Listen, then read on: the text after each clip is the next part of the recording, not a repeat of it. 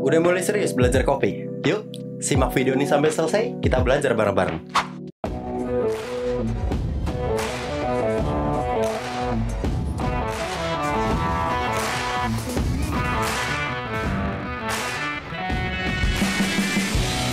Dalam sejarah panjang kisah tentang kopi, itu banyak banget proses untuk bisa kita nikmati menjadi secangkir kopi yang nikmat seperti ini.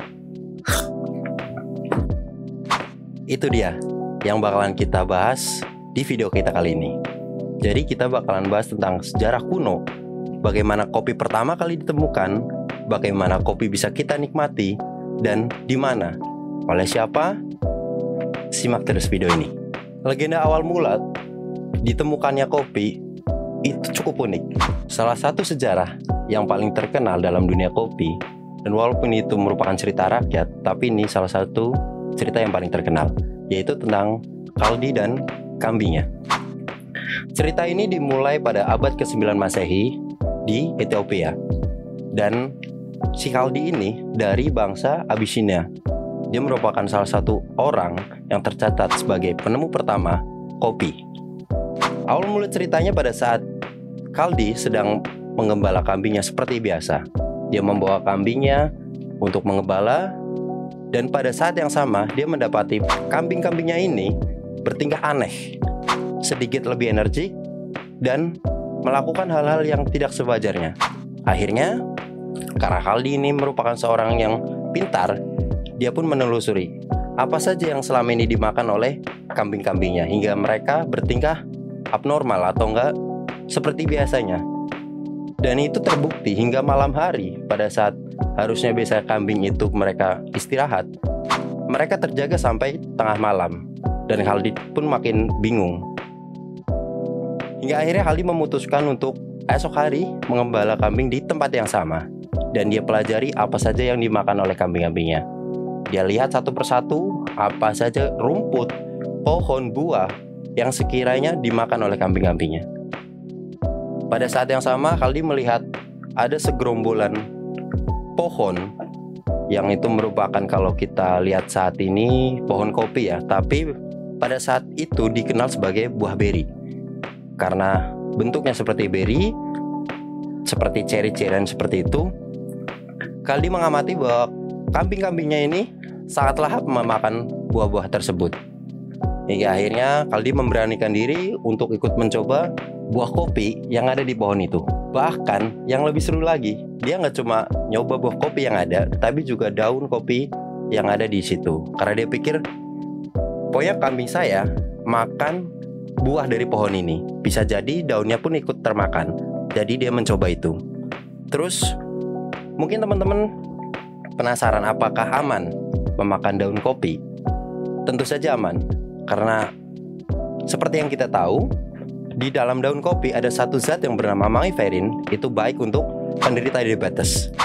Dan sejak saat itu, bangsa Abyssinia menjadikan kopi sebagai makanan sehat dengan cara mengkonsumsi campur dengan lemak dan buah anggur.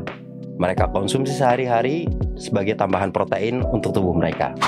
Terus, siapa sih orang yang berperan atau bangsa apa yang berperan dalam proses penyebaran kopi hingga tersebar ke seluruh dunia? Di sini dimulai pada abad ke-15.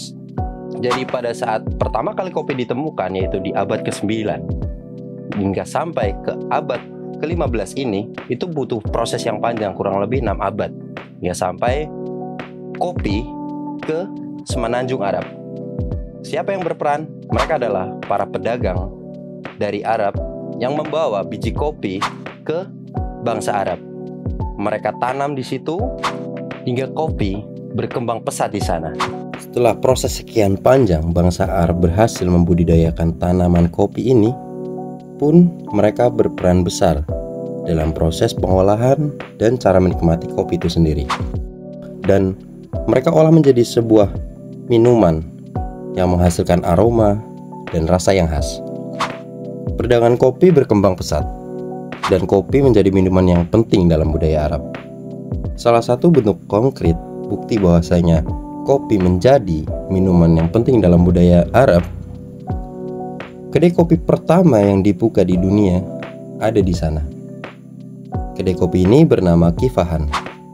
Kedai kopi pertama ini dibuka pada tahun 1475, berlokasi di Konstantinopel, atau pada saat ini kita kenal dengan Istanbul, Turki, dan masih beroperasional sampai hari ini.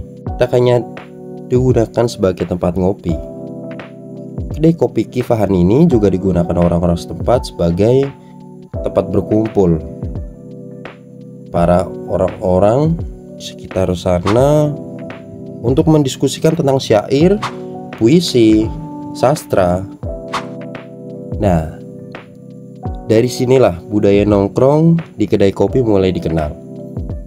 Kifahan dianggap sebagai instrumen pengembang industri dan perdagangan kopi.